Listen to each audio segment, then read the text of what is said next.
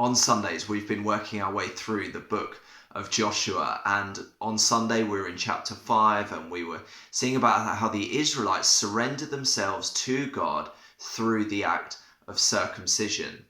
And I didn't get a chance to unpack verse 8, but I would have loved to have had the opportunity to, because it says that after the whole nation had been circumcised, they remained where they were in camp until they were healed.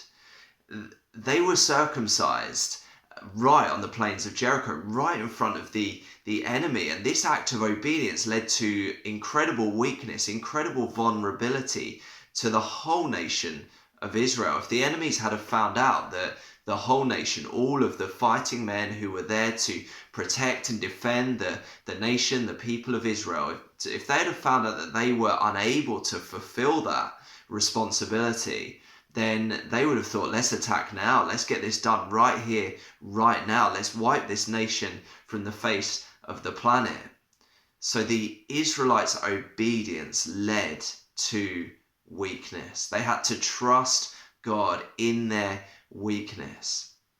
And that's the reality actually for the Christian life, that so often our obedience to Christ leads to weakness.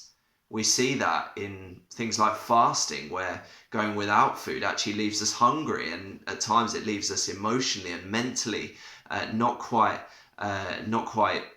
with the reserves that we might have if we were fully fed, fully nourished. So obedience leads to weakness. And if we think about spending time with God each day in His Word and praying, then actually that leads to less time for other things like getting the children ready for school, or writing an essay, or studying, or other things. It leads to weakness in that regard. If you think about giving money into God's plans and purposes, then that leaves you with less money. So it leaves you in a weaker position than you were before.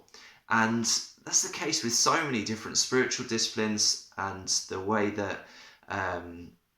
that God works through this obedience, through this weakness, actually gives us confidence to embrace obedience.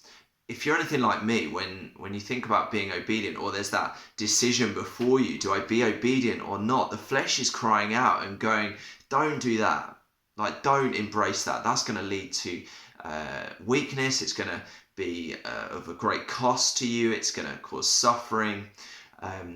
The temptations there, the warring flesh actually says, no, don't do that. It'll be easier not to. So if that's the case for you, it's definitely the case for me. We need something that's going to get us beyond that temptation, across to obedience and to trusting God in the weakness.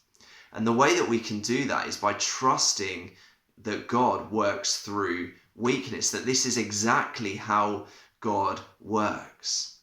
I wonder if you feel like you're in a season of weakness. Maybe the last year has just been, you feel bruised and battered. You feel like knock after knock has come, and you're feeling weak. Maybe physically, maybe mentally, emotionally, or spiritually. You're feeling like you're up against it really, and feeling weak.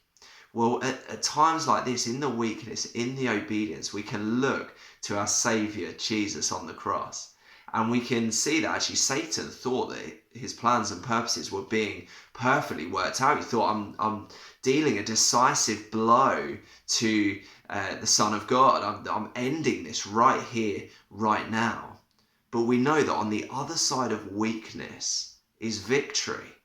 On the other side of death is new life, is resurrection.